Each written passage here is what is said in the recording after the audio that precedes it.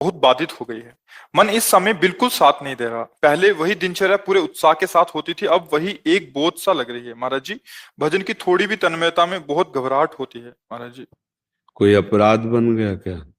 श्री बस गुरुदेव भगवान, जैसे पहले जो लगन तत्परता थी इसीलिए इसीलिए हम पूछ रहे, कोई अपराध बन गया क्या? किसी वैष्णव की निंदा, कोई ऐसा अपराध जिससे हमारा भाव, भगवत भाव कम हो रहा है? अपराध या आहार, ये दो तो जरूर ऐसा कर देते हैं। यदि ऐसा नहीं तो कभी कभी भक्त के जीवन में कबहू तो थोरो भजन, कबहू होत विशाल, मन को धीरज छुटे नहीं, गाहे न दूजी चाल। कभी कभी मना स्थिति ऐसी होती है कि प्रभु में नहीं लगती है, क्योंकि बहुत जन्मों से संसार में लगी रही।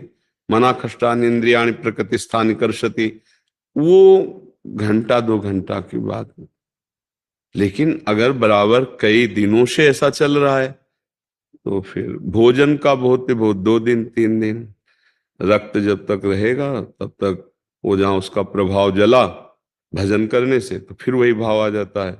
लेकिन अपराध जब तक मोचन नहीं होगा तब तक आगे नहीं बढ़ने देता।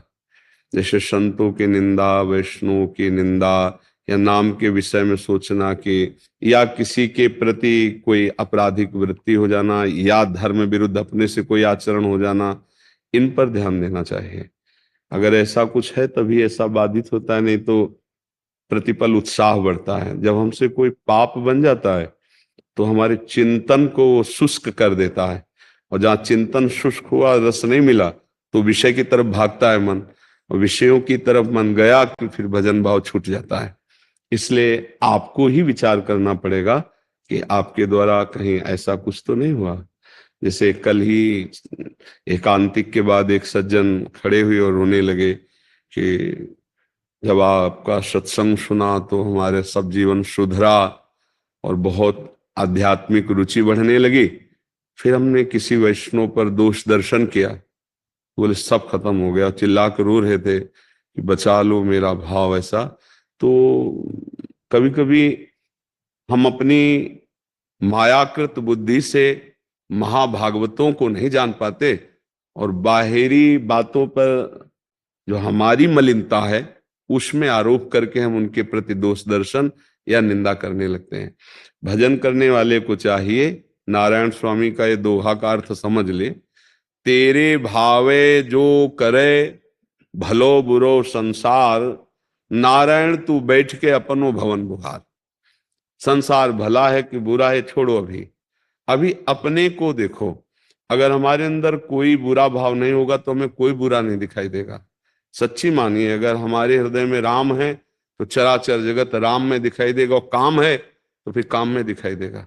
दुष्ट को सब दुष्ट दिखाई देते हैं, पवित्र आत्मा को सब पवित्र आत्मा नजर आते हैं, कोई पापी नजर नहीं आता। भगवत भाव वाले को सब भगवान नजर आते हैं, ब्रह्म भाव वाले को सब ब्रह्म नजर आते हैं। मायाकृत बुद्धि से जड़ चैतन्य, स्त्री पुरुष, पापी पुण्यात्मा, ऐसा दर्शन होता है। हमें लगता है अध्यात्म अपने सुधार के लिए है। कोई क्या कर रहा है भगवान जाने और वो जाने, हमको क्या करना चाहिए, हमें अपना सुधार करना चाहिए।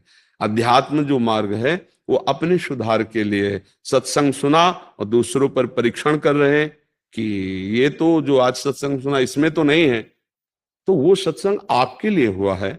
आप अपने में परीक्षण कीजिए कि ये बात आप में है कि नहीं, दूसरों में नहीं। दूसरों में भगवत भाव रखना है और छोड़ देना। 3 प्रकार की लीला हो रही, सतोगुणी, रजोगुणी, तमोगुणी।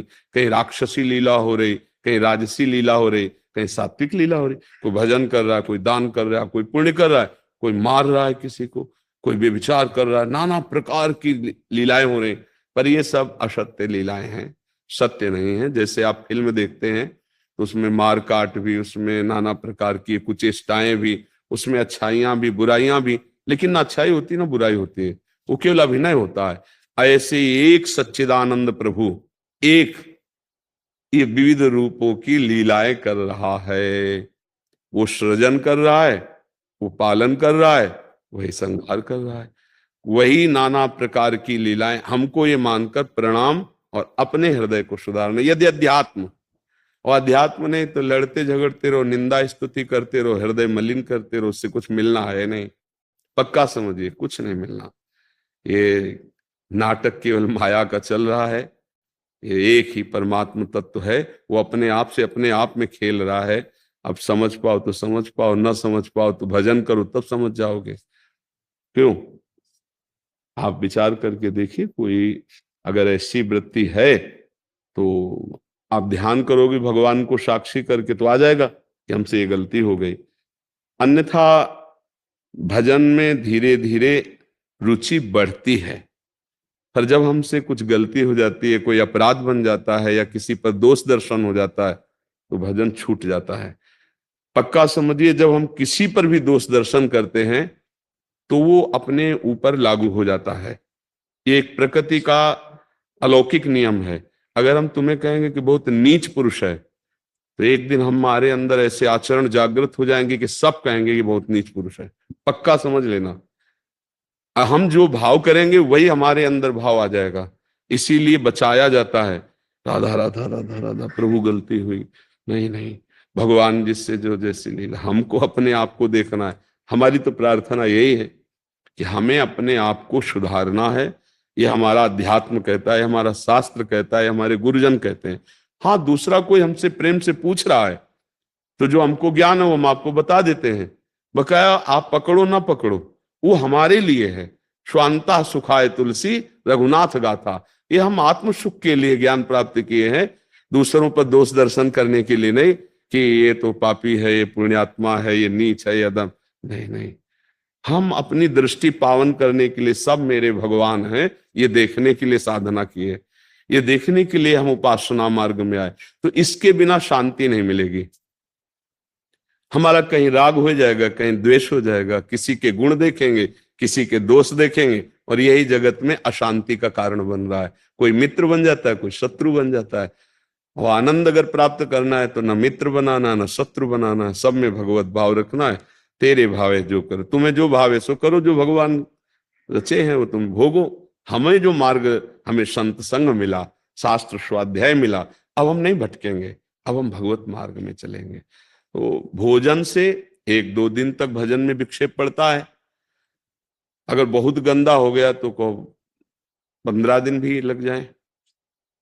और अपराध से जब तक वो अपराध मोचन नहीं होगा तब तक भजन रुका रहेगा।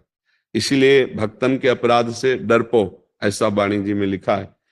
भक्तन निंदा अति बुरी भूल करे जिन कोय, किए सुकृत बहुजन्म के छिन में डारे खोए। बहुत जन्मों का पुण्य साधन 1 मिनट में किसी महाभागवत की निंदा कर दी, वो सब नष्ट हो जाएंगे। फिर क्या होगा? चिंतन क्रॉस चलने लगेगा, विपरीत, हृदय जलने लगेगा, और जिसे आज की भाषा में डिप्रेशन कहते हैं, आप पहुंच जाओगे। परमार्थ की तो बात जाने दो, स्वार्थ लायक भी बुद्धि नहीं रहती है, वो पतित हो, चिड़चिड़ा स्वभाव हो जाना, भगवान के प्रति अश्रद्धा हो जाना, ये सब अपराध के लक्षण है।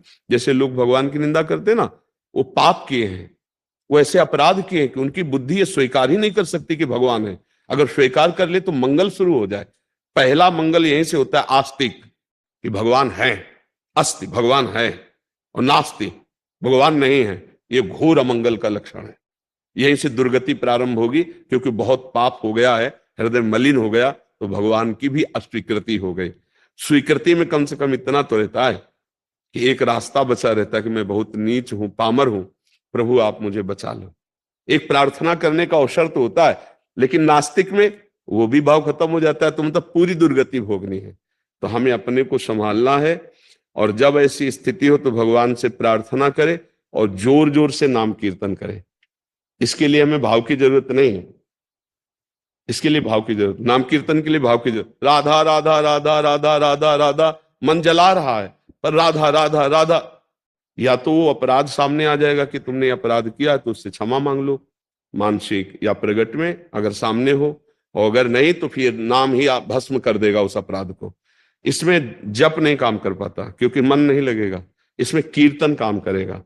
या फिर भजन की इतनी प्रीता हो कि रोकर भगवान से प्रार्थना करे, गलती हो गई हमसे, पता नहीं कहाँ गलती हुई, मुझे पता नहीं, हे नाथ क्षमा करो, और मेरा भजन पुनः चलने लगे, तो बड़े कृपालु भगवान है, ऐसा कर देंगे। एक बात करना, वृंदावन में हो एक हम शब्द बोल रहे हैं वो बोल देना, हे वृंदावन धाम, हे प्रिया प्रीतम, संपूर्ण सृष्टि में जो आपके भक्त जन हैं, जाने अनजाने में यदि मेरा किसी से अपराध बन गया हो तो मुझे यह बताओ कि मैं कहाँ जाऊं, किससे प्रार्थना करूं जिसका अपराध बना हो। नहीं, आप क्षमा कर दीजिए, आप हृदय से प्रार्थना कीजिए। और फिर आप देखिए, ये प्रार्थना करना, बड़े समर्थ हैं प्रिया प्रीतम, बड़े समर्थ हैं भगवान, वो कृपा करके क्षमा कर देंगे। हम लोगों से तो त्रुटि होती ही रहती है, बच्चे हैं एक तरह अज्ञानी, नहीं है, अज्ञानी बच्चे हैं हम उनके सामने, तो हम प्रार्थना करें और नाम कीर्तन करें, इससे ठीक हो जाएगा। आप समझ? महाराज जी, एक बार आप क्षमा कर दीजिए, फिर क्षमा हो जाए, मतलब गुरुदेव भगवान आप। हाँ, हम तो मन वचन से कभी किसी का हमारे प्रति यदि अपराध बना हो किसी का भी, तो हम उसे मन वचन से क्षमा करते, कभी उसको दंड न मिले, कभी उसका भाव न बिगड़े, कभी ऐसा नहीं। हमारे हृदय में सबके प्रति वही ममता है जैसे एक विशुद्ध माता की अपने पुत्र के प्रति होती है, सबका मंगल हो, सबका। हमारी सामर्थ्य क्या है सबका मंगल करने की, पर हम अपने प्रभु को लेकर बोलते हैं सबका मंगल हो।